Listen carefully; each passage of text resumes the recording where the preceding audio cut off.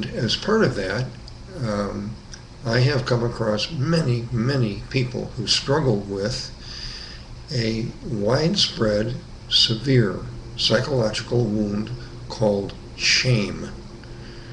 That's another way of saying low self-esteem.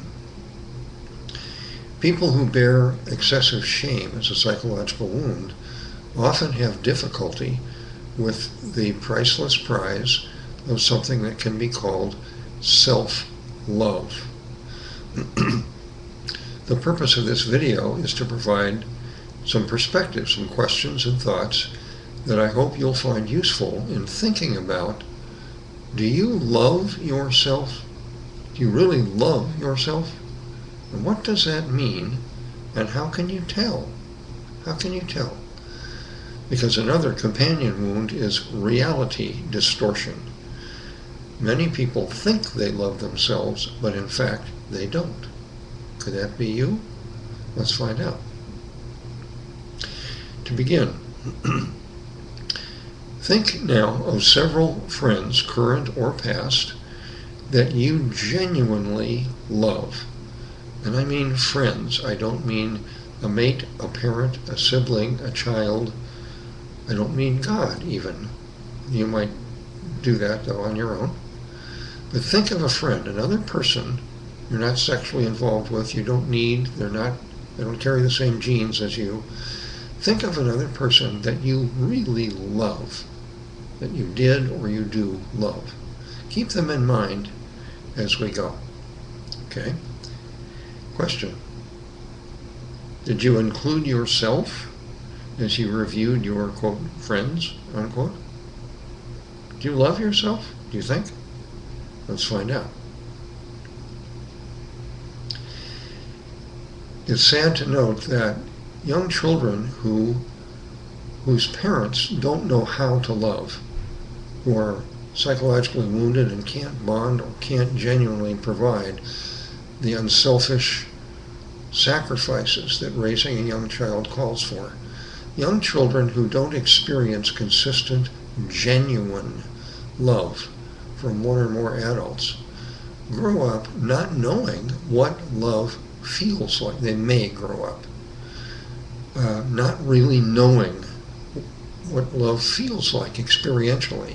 They can form an intellectual idea of it, but in terms of saying, yeah, I feel loved by you, they may not know what that feels like, because our society puts a high premium on love. Songs, poems, headlines, dramas, TVs, everything. People who have not experienced love pretend that they know how to themselves, or they pretend to others. That may or may not include you. Did you experience genuine love when you were a young child? How do you know it was love? There are several types of love, as you know. There's platonic love between friends. There's family love between relatives who carry the same genes. There's sexual or erotic love, where a component of the love is sexual desire. There can be love of a pet, love of an idea, love of a place, love of a country, love of an ideal, love of God. Many types of love. For the best comparative purposes here in this video, we're really focusing on love of a friend, or platonic love. Okay? I want to propose that self-love is different than egotism. Many of us were taught by stern parents, don't get a swelled head, don't think you're so special.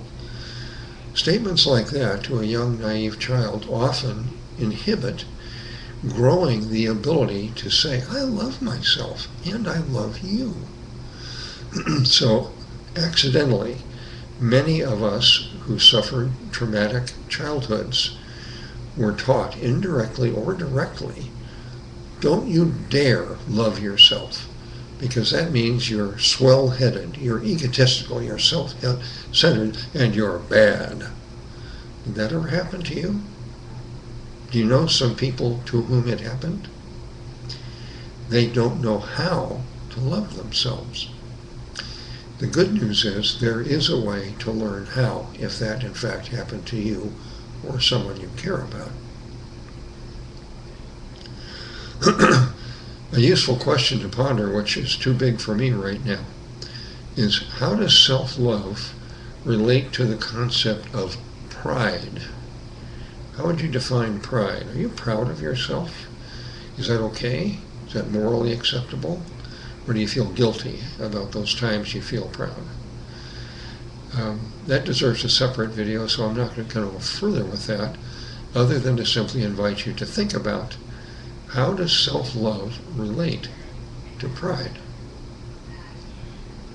Now, I want to offer you an exercise, not a bunch of talk, but an exercise that, in my experience anyway, can clarify and help you answer the question truthfully. Do I love myself? Do I like myself? Do I respect myself? Those are all related, similar questions. Each has a different flavor. Here's an exercise I invite you to try the next time you're undistracted. Once again, think of one or more friends, whom you love the best. Who's your best friend? Do you have one? Or do you have several? Do you love them? Is that the feeling that you would use to describe how you feel about them? Think of them. Recall as vividly as you can how it feels or felt to be with that beloved person, or each one of those persons. How did it feel? Remember how you felt? Good, energized, happy, excited, pleased, in harmony, strong, confident. Remember how good that felt or feels. Keep that feeling in mind. Imagine looking at that friend, a beloved friend. Look them in the eye and say, I love you. I love you. Imagine saying that. If you have trouble doing that, you may have the severe psychological wound of excessive shame. Those of us who have that wound have to learn how to say and mean, I love you. But you can't. Now, find the nearest mirror that's big enough so you can see your whole face. Glance calmly at the person in the mirror. Get good, comfortable eye contact. And say out loud to that person, I love you. I really do love you. Notice the feelings that you have when you do that. Notice the thoughts. Oh, I shouldn't say this. Or, I really do. Notice the feelings. Are they genuine, joyous, rich, love feelings? Or are they guilt, or doubt, or confusion, or numbness? If you feel that's genuine, I really do love you, like I love my good friend.